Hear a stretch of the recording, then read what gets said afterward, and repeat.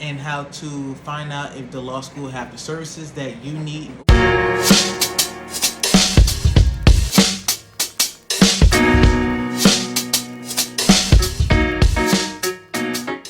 You guys are back. Alright, so today's video is going to be extremely short, but I'm going to try to make it extremely informative. So today's video is going to be talking about how to pick your law school in order to succeed in that particular law school. Alright, so for those who are not aware, or if I haven't even said it, I'm going to mention it today. So the law schools that I am interested in are HBCU law, so historically black colleges and universities. So I'm only interested in the HBCU law school. Brings it down for me only 6 schools. So those 6 schools are North Carolina Central, University District of Columbia, Howard, FAMU, Southern, and Texas Southern. No, and Thurgood Marshall, sorry. And Thurgood Marshall. For me, I went to undergrad at a PWI, which is a predominantly white institution. For graduate school, I went to a PWI. And for grad school, I was the only African American male in the entire program.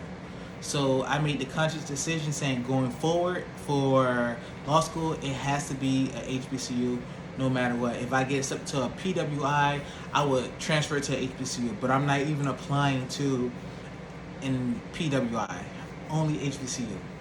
So I'm very intentional with that. And because I'm in the DC area, there's 2 law schools up here. So there's Howard and then there's UDC, University District of Columbia. Those are the 2 schools that I am interested in going to. And I have done my due diligence by reaching out to those schools, connecting with as many people as possible from those institutions, and finding out about the services they provide for people with disabilities. For example, Howard has a department called Asset Services as well as UDC.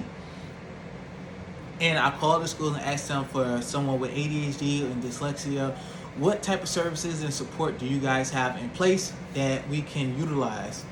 And they went over and told me a few things, that they have sit me in another room so I can get extra time. They will provide something called I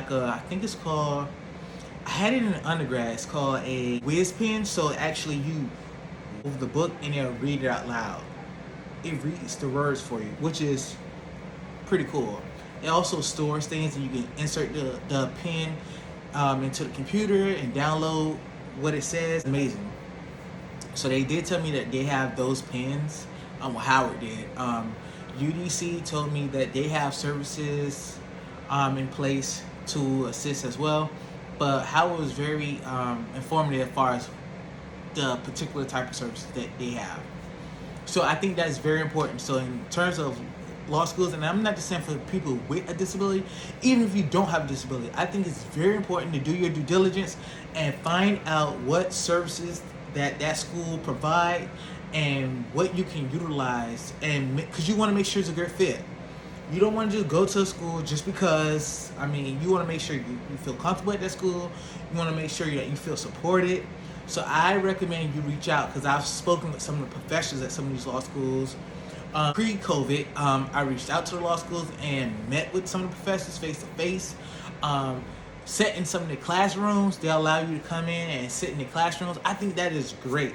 So now I know we in COVID, kind of still like COVID, no COVID, but I think it's really good if you guys reach out to those schools, set up a meet and greet, find the professors, go to the directory on their website, email the professors, tell them, hey, you interested, and if they have time, can they set up a Zoom meeting with you? A lot of professors will love that. Like, I have a few of them that I follow on Twitter.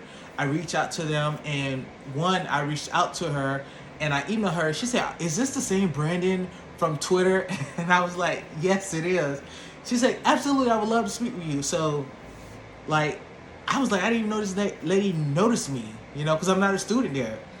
But I constantly retweet some of her things. I said, oh, this was very insightful. So things like that. So she already knows me. I think things like that set you apart, especially when you're trying to apply in their school and what they have to offer. So I think those are some of the tips that you can utilize for picking your law school. You want to make sure that it's a good fit. Get in contact with. Reach out to school if you can tour the school, even better. I know some schools still not letting you do sit-ins, and that's fine. Reach out to some of the students at the school, the alumni. Reach out to some people who already graduated. I've done that with all the schools that I'm interested in. I reach out, I talk with them, I build relationships with them, because heavily weighed on relationships. You want to build relationships with people. And that is what I'm very intentional with, and I actually enjoy it. It's like for me, it's the best part of this whole process is meeting people, networking, connecting. So those are some of the tips that I've used when narrowing down which schools that I want to go to. So for those who are not only interested in HBCU law schools, I think use these same tips and apply them to the other schools that you're interested in. All right. All right, so I'll see you guys next week with another update as far as what we'll be talking about. All right.